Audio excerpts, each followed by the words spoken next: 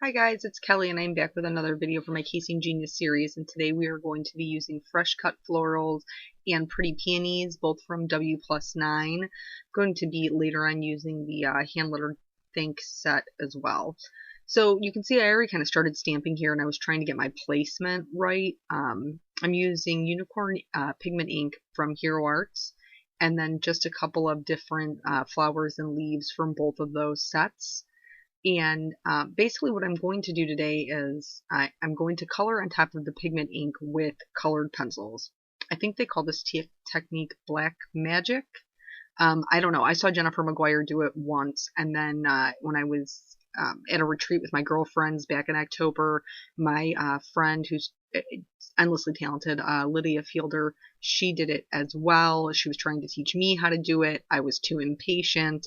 And then my genius this week is Anita in France, and when I saw her first card, I immediately thought of this, and I was like, okay, I'm going to have to just do it because there was no choice. So after I had gotten those stamped down, it felt a little empty, so I just used, I actually think they're the highlights for the berries in Fresh Cut Florals, to just add in a little something and fill in those areas. And then I'm going to start drying that pigment ink. Pigment ink stays long for an exceptionally long time, which is why I never use it, because I'm super impatient. But for this, you kind of have to. So I just, spent a couple of minutes making sure this was good and dry, because you can't color on top of it until it is. I have a 24 pack of Prismacolor pencils, and as you can see, they are still very long because I never use them. So basically, the idea behind this is to be able to color on dark cardstock and get a bright image. So with colored pencils, you want to build up the layers of color. Again, this plays into my impatience and to why I never use colored pencils. But you put down a very light wash of color. I knew I wanted my leaves to be a yellow-green, so I started with yellow. And in between each layer, you are going to put a layer of white. And it is very time-consuming.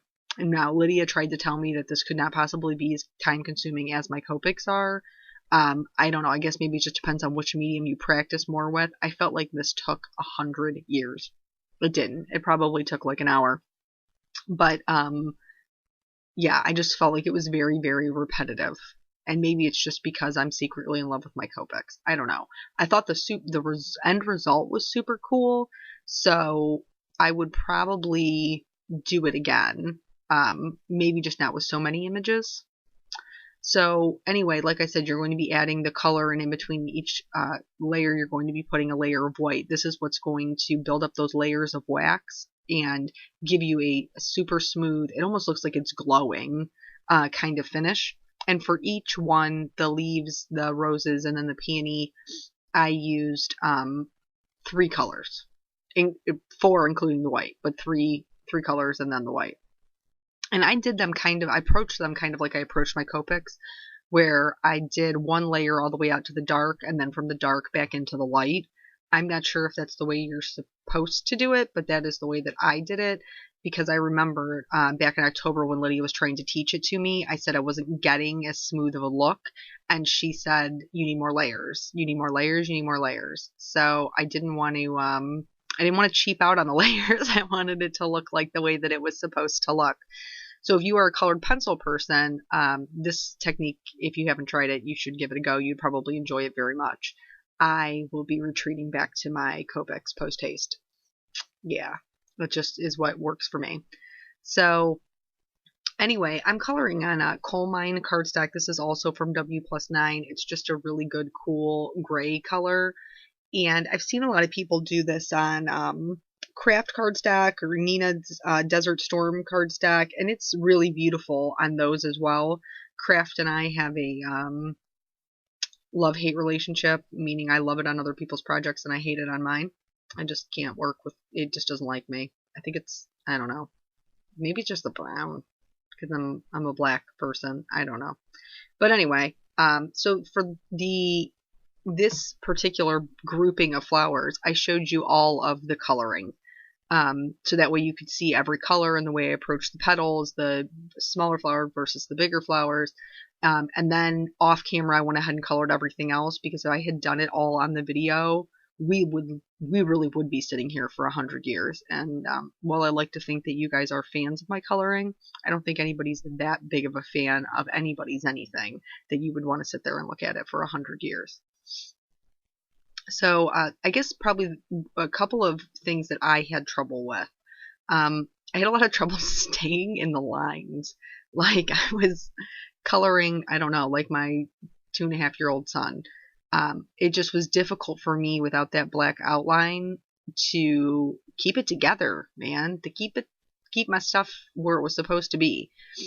So especially in these smaller flowers, these roses, you can see that there's breaks that Dawn has drawn right into the stamp. And I was careful just because I know me and I know I'm heavy-handed. When I was doing my shading, I tried to stay pretty close to what my darkest areas were going to be.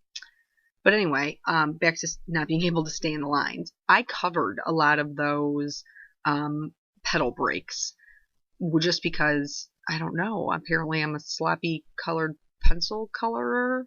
That is difficult to say. And especially going over it so many times, and I'm getting impatient because I want to see the results. I did go over them. Later on, I kind of found a little trick to fix that, so just hang in there with me. I'll show you that when we get there. And then I only have a 24 pack of Prismacolor pencils. If you have a lot of colored pencils, you might not have to do this, but I kind of had to play around with what I was going to shade with because I only had 24 options. And I have full set syndrome, like big time. I should probably go to meetings. But I managed to talk myself just to buying the 24 pack, which was a really good idea because, like I said, I never use these things. There would be absolutely no way to justify the expense to my husband. Not that I don't make things up sometimes because I do, but he doesn't have to know that. I don't think he watches my YouTube videos. I think we're safe. But so I used a yellow for the orange rose. I used a yellow, I used a actual orange, and then I used a red as my darkest. And I still think it looks mostly orange, so I'm okay with it. And then for the reds, I used it's like a tomatoey red. It's a really orange based red, and then more of a true red. And my darkest shading was almost like a brown, because I didn't have any other red that was going to get in there and give me any kind of depth. Which leads me to the second tip I have is you have to be willing to put in the time and work with these. That is, I will tell you, by far and away my biggest problem. I just don't have the patience. I don't feel like I'm getting the depth that I could be getting with Copics, but I also know I could not do this technique with Copics. I could not get bold, bright coloring on a dark cardstock with Copic markers. I can do it with Distress ink, and I have a video for that. I can put in the link in the bottom, and how I would go about, getting color behind the Distress ink. But as far as coloring, I know I can't do this with my Copics. And I do think that it is, at the end of the day, I think it's really pretty. But I do, like I said, it's just a lot of work.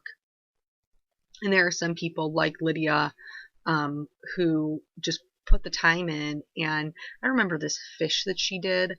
It was like purple and yellow and orange. And she did it on craft cardstock.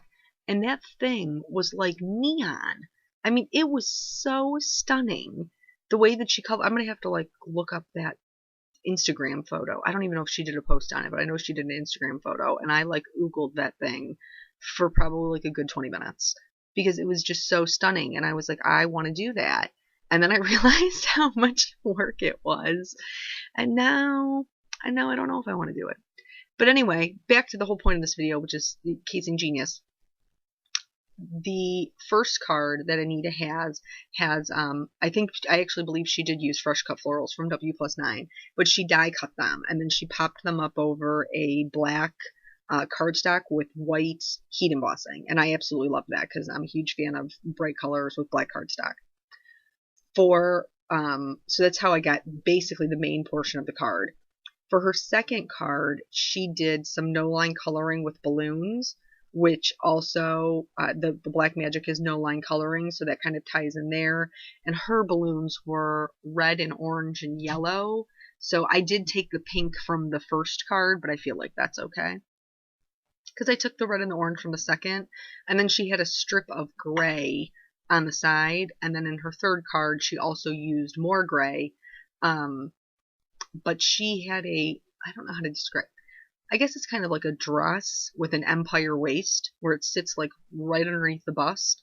That was the layout of her card, and I love that. I think that is, I think it's just beautiful. You know, when you break it up into the rule of thirds.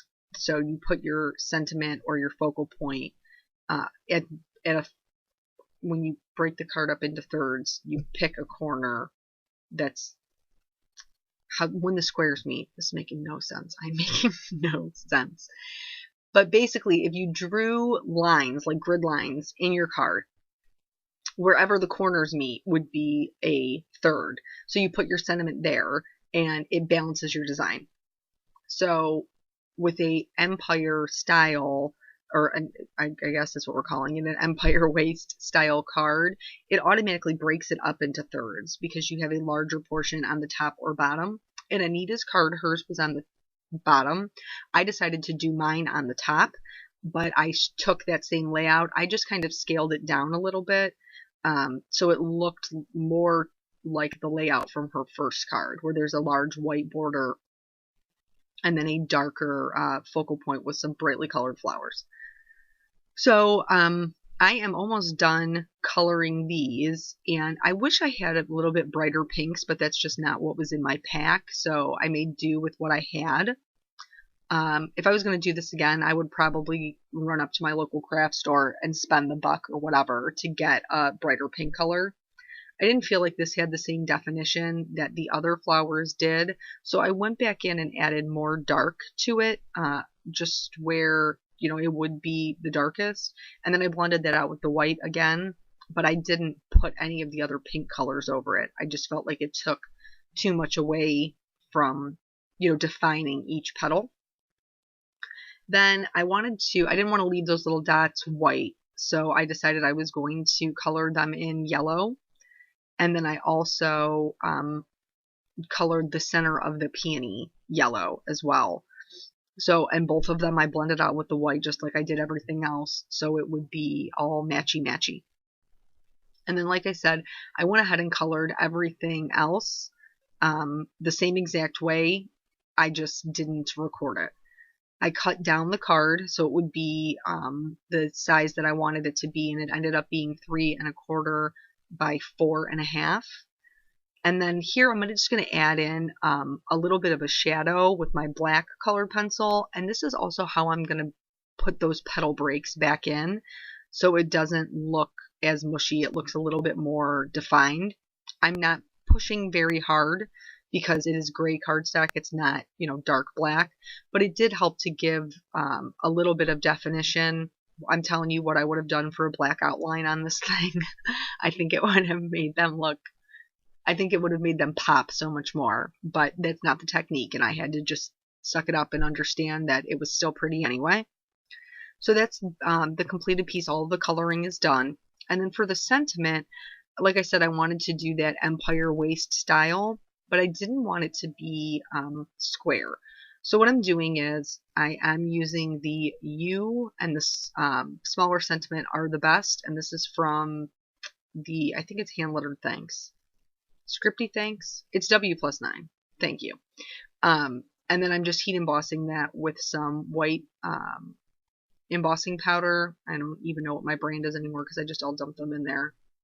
And then I'm going to do the same thing with the smaller part of the sentiment so everything matches. And this U, I mean, it's just designed so well because all those little sentiments just tuck right in there, and they're perfectly sized, just absolutely perfect. So after that was done, I wanted the edge to be a little bit more interesting, so I'm just kind of freehanding this straight line, and I did the sentiment on a full-size cardstock on purpose so that I could trim around it, which is what I'm going to do. I'm going to cut out around the top of the U, and then I could kind of get a feel for where I wanted it to be on my colored piece because it was bigger, it was cut bigger. It allowed me to kind of mess around to see if I wanted to be to the left or the right, and that's what I'm doing here. I'm seeing how much room I have on each side, and then I went ahead and cut that down, and I'm going to adhere that with my Tombow Mono Multi Glue, and I'm just going to put that right down. And the reason that I'm doing this part first is because I want to pop that the whole piece up on some craft foam. So I'm lazy and I don't want to waste anything.